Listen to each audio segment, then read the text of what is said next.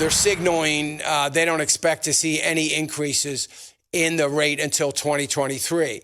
So as I said, not only will the boat already be in the port, it will have been in the port for a while, tied up for a while. So there is no wind out of the irrational problems that we will be having as a result of the Federal Reserve being ahead of the curve or behind the curve. If he raises the rates now, it takes a little wind out of the sails of inflation. That's a good thing. Slows things down a little bit. That's a good thing.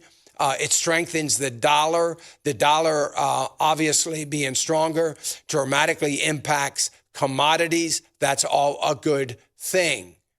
To do it after the ship is sailed and in port to wherever the destination of inflation is, then it's too late. It's behind the curve. It's not going to work. It's not going to help.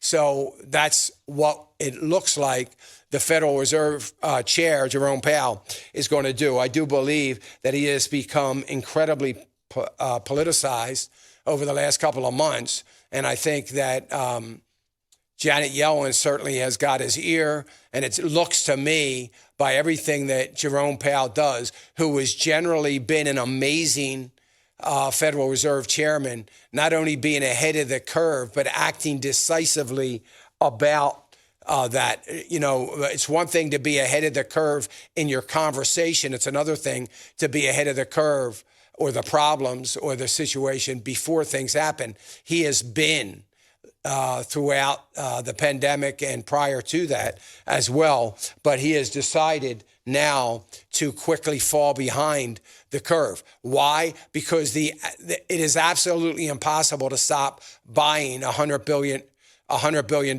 worth of treasuries. We can't do it. We're spending money like there's no tomorrow. We've got to monetize that money. Somebody's got to buy those bonds. I can tell you this much. China's not buying $100 billion worth of bonds every month. Neither is Japan. Neither are any other countries out there. We got to sell it. Somebody's got to buy it. And the buyer of choice is the Federal Reserve. Janet Yellen has made that very, very clear to Jerome Powell, it sounds like to me.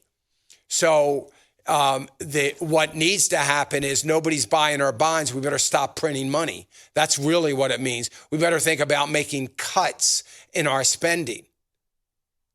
I know it sounds like somewhat of a novel idea. It's nothing more than good old-fashioned common sense. Hey, remember to click the subscribe button right here on the screen.